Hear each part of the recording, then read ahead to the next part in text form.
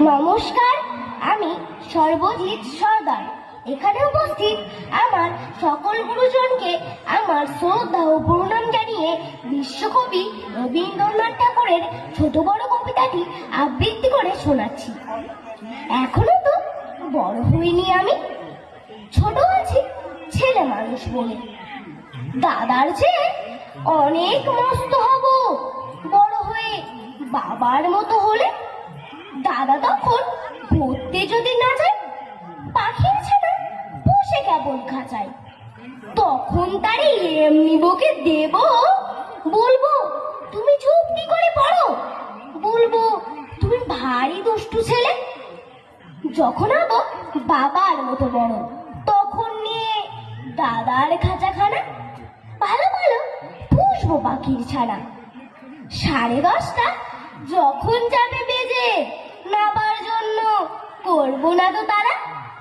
ছাতা একটা ঘাড়ে করে নিয়ে চটি পায়ে বেরিয়ে আসবো পাড়া।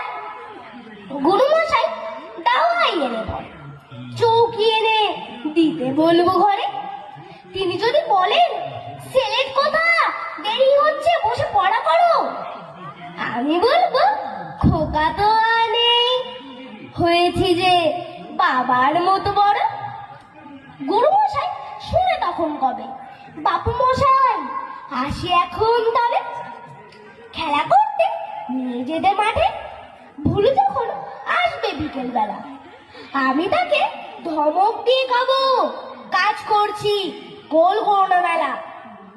রথের দিনে খুব যদি ভিড় হয়, একলা যাব করবো না তো ভয়।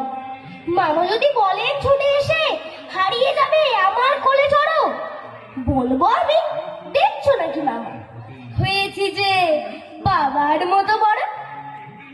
দেখে দেখে মামা বলবে তাই তো, খোকা আমার সে খোকা নাই তো।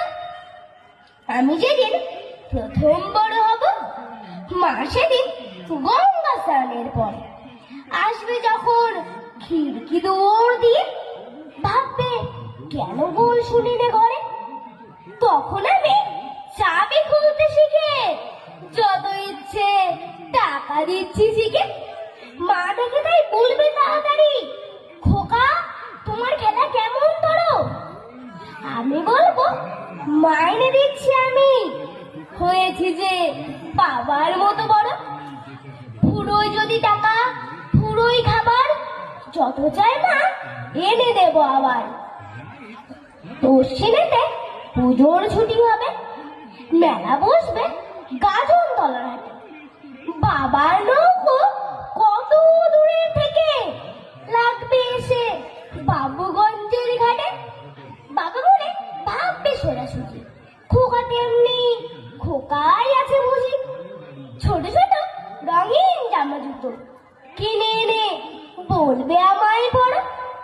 আমি বলবো দাদা পড়তেছে, আমি এখন তোমার মতো বড়।